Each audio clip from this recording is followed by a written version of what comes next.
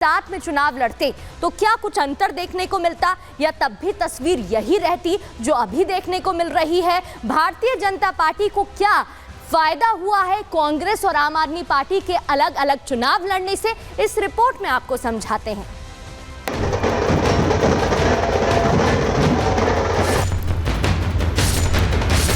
कांग्रेस एक परजीवी पार्टी बन चुकी है। ये खुद तो डूबती है, अपने साथियों को भी डुबोती है। आम आदमी पार्टी ने कांग्रेस को सत्ता से हटाकर दिल्ली पर कब्जा जमाया था, जिसकी टीस कांग्रेस को पिछले 10 सालों से थी। वहीं पंजाब, हरियाणा और दिल्ली विधानसभा चुनाव में आम आदमी पार्टी का सीट शेयरिंग से मना करना कांग्रेस का राजनीतिक अमान माना गया। यही वजह है कि दिल्ली चुनाव में कांग्रेस ने अपनी जीत से ज्यादा आपकी हार पर फोकस किया। पूरे विधानसभा चुनाव में कांग्रेस के दिग्गज नेता ग्राउंड से गायब रहे। झुग्गी और पूर्वांचली का मुद्दा उठा तो राहुल गांधी खुद झुग्गी बस्तियों में पहुंच गए, झुग्गी वालों से मुलाकात की, उनकी परेशानियां जानी, लेकिन उसे हल करने का ना तो कोई प्लान था और ना ही कोई विजन। कांग्रेस के पास अगर कुछ था तो आपकी विफलता। इसी को हथियार बनाकर कांग्रेस ने आम आदमी पार्टी की जड़ें खोदनी शुरू की। इस चुनाव में भाजपा को जबरदस्त फायदा हुआ, जबकि आपको कई सीटों पर कुछ हजार वोटों से हार का सामना करना पड़ा। कांग्रेस का प्रदर्शन भले ही कमजोर रहा, लेकिन कई सीटों पर उसके वोट आपके लिए गेम चेंजर साबित हो सकते थे। खुद आम आदमी पार्टी के राष्ट्रीय संयोजक अरविंद केजरीवाल भाजपा के प्रवेश वर्मा से महज 4089 वोटों के अंतर से हार गए। इसी तरह मनीष सिसोदिया और सौरभ भारद्वाज जैसे आपके बड़े नेता बहुत कम अंतर से सीट हार गए। कांग्रेस ने कोई सीट नहीं जीती, लेकिन कई सीटों पर 5 से 15% तक वोट हासिल किए। दिल्ली की 14 ऐसी सीटें हैं जहां आम आदमी पार्टी के उम्मीदवारों की हार सिर्फ कांग्रेस के वोट काटने के चलते हुई। यही वजह है कि प्रधानमंत्री नरेंद्र मोदी ने कल अपनी संबोधन में कांग्रेस को आड़े हाथों लिया और कांग्रेस को डुबाने वाली पार्टी करार दे दिया।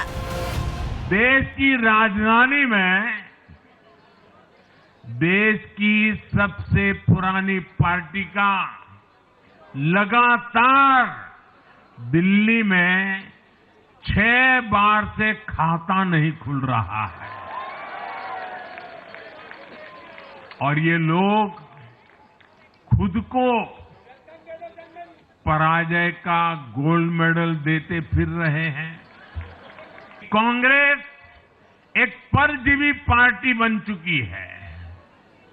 ये खुद तो डूबती है, अपने साथियों को भी डुबोती है। राजधानी की सबसे हॉट सीट रही नई दिल्ली के नतीजे भी चौंकाने वाले रहे। यहां से प्रवेश वर्मा ने जीत दर्ज की। आम आदमी पार्टी के संयोजक अरविंद केजरीवाल 4089 वोटों से हार गए। वहीं कांग्रेस के संदीप दीक्षित 4568 वोटों के साथ तीसरे स्थान पर रहे। अगर संदीप दीक्षित मैदान में ना होते तो हो सकता था कि अरविंद केजरीवाल जीत जाते। 3 बार के विधायक सौरभ भारद्वाज के साथ भी कुछ ऐसा ही हुआ। वो करीब 3000 वोटों से हारे, जबकि कांग्रेस प्रत्याशी गर्वित सिंघवी 6711 वोट लेकर तीसरे स्थान पर रहे। अगर गठबंधन हुआ होता तो सौरभ जीत सकते थे। जंगपुरा, राजेंद्र नगर, मादीपुर, मालवीय नगर, बादली, छतरपुर, कस्तूरबा नगर, मेहरौली, नांगलोई, संगम विहार, तिमारपुर और त्रिलोकपुरी, ये वो 14 सीटें हैं जहां कांग्रेस की वजह से आम आदमी पार्टी को हार का सामना करना पड़ा। इस चुनाव में आपको सबसे ज्यादा नुकसान दलित और मुस्लिम बहुल सीटों पर हुआ, क्योंकि इन इलाकों में कांग्रेस का पारंपरिक वोट बैंक भी मजबूत था। आपको दिल्ली की 12 अनुसूचित जाति आरक्षित सीटों में से 4 पर हार का सामना करना पड़ा। इसकी सबसे बड़ी वजह यह थी कि कांग्रेस और भाजपा दोनों ने आपके वोट बैंक में सेंध लगा दी। इसके बाद ही मुस्लिम बहुल सीटों पर आपको झटका लगा। केजरीवाल से नाराज मुस्लिमों ने इस बार खुलकर बीजेपी का समर्थन किया और बीजेपी की जीत के बाद बधाई भी दी। मेरी मेहनत, मेरा वोट मेरी दुआ कामयाब हो गई और दिल्ली में भारतीय जनता पार्टी जीत गई। दिल्ली में एक ऐसे अध्याय का खात्मा हुआ जिसने मुसलमानों को ठगने का काम किया है, इसलिए उसकी हार निश्चित थी। मौलाना साजिद रशीदी के तेवर बता रही हैं कि दिल्ली का मुसलमान अब विकास पर वोट देगा। ऐसे में आने वाले सालों में आम आदमी पार्टी के सामने कई चुनौतियां होंगी। आपको अपने पारंपरिक वोट बैंक को साधने के साथ साथ इंडी गठबंधन में कांग्रेस से भी तालमेल बिठाना होगा, वरना 2027 के पंजाब चुनाव में आपकी मुश्किलें बढ़ सकती हैं। Bureau report, Republic Bharat. तो देखा आपने, इन 14 सीटों पर तो कांग्रेस ने आपका खेल बिगाड़ दिया। अब आपको ग्राफिक्स के जरिए बताते हैं कि भारतीय जनता पार्टी और कांग्रेस के बीच जो मार्जिन देखने को मिला उसमें कितना अंतर था। एक तरफ भारतीय जनता पार्टी को कितने वोट मिले, 37,816।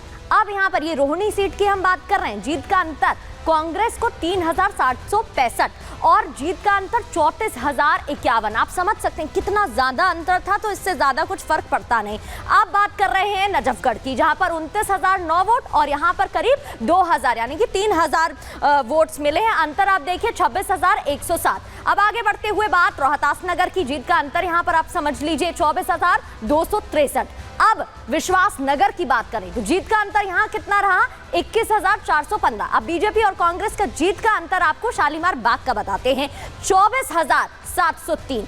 अब बात करें आगे बढ़ते हुए 19,434 अंतर बीजेपी और कांग्रेस के बीच में। अब राजौरी गार्डन की अगर बात करें तो 14,992 अंतर रहा। रिठाला देख लीजिए 24,358। अब ऐसे ही कुल 34 सीटें, चाहे बात आप जनकपुरी की करें, राजौरी गार्डन की करें, 15,421 अंतर रहा। आर के पुरम का भी यही हाल है। ऐसी कुल 34 सीटें हैं जहां पर बीजेपी अपने दम पर चुनाव जीती है। और अगर यहां पर साथ में आम आदमी पार्टी और कांग्रेस चुनाव लड़ते भी तो आप समझ सकते हैं कि भारतीय जनता पार्टी को इससे खासा फर्क अंतर नहीं पड़ता। अब आपको आगे बढ़ते हुए बताते हैं कि वाजपेयी की बात पर क्या ट्वीट किया गया है। दरअसल मनजिंदर सिंह सिरसा ने एक ट्वीट किया है और अटल बिहारी वाजपेयी की बात दोहराई है। इस ट्वीट में उन्होंने लिखा है, अटल बिहारी वाजपेयी के बयान की याद दिलाते हुए, तब कांग्रेस ने एक वोट के चक्कर में सरकार गिरा दी थी, जिसके बाद अटल जी ने सदन में कहा था, आपको याद होगा, आज हमारी सरकार मात्र एक वोट से गिर गई है। हमारे कम सदस्य होने पर कांग्रेस हम पर हंस रही है। लेकिन मेरी बात कांग्रेस कतई ना भूले, एक दिन ऐसा आएगा जब पूरे भारत में हमारी सरकार होगी और पूरा देश कांग्रेस पर हंस रहा होगा। दिल्ली विधानसभा चुनाव में कांग्रेस 0 सीट पर सिमट गई है। ये नतीजे आपको हम लगातार दिखा रहे हैं। इसी पर मनजिंदर सिंह सिरसा ने ट्वीट कर लिखा। ये भी आपको बता दें कि आंध्र प्रदेश में कांग्रेस को एक भी सीट पर जीत नहीं मिली। जैसा हाल दिल्ली में है वैसा ही आंध्र प्रदेश में देखने को मिला। 2021 में पश्चिम बंगाल में पहली बार कांग्रेस 0 पर सिमट गई, यानी कि ऐसे कई राज्य हैं जहां पर भी कांग्रेस को 0 ही मिला है, एक भी सीट नहीं मिली। नागालैंड में कांग्रेस पार्टी को एक भी सीट पर जीत नहीं मिल पाई है। और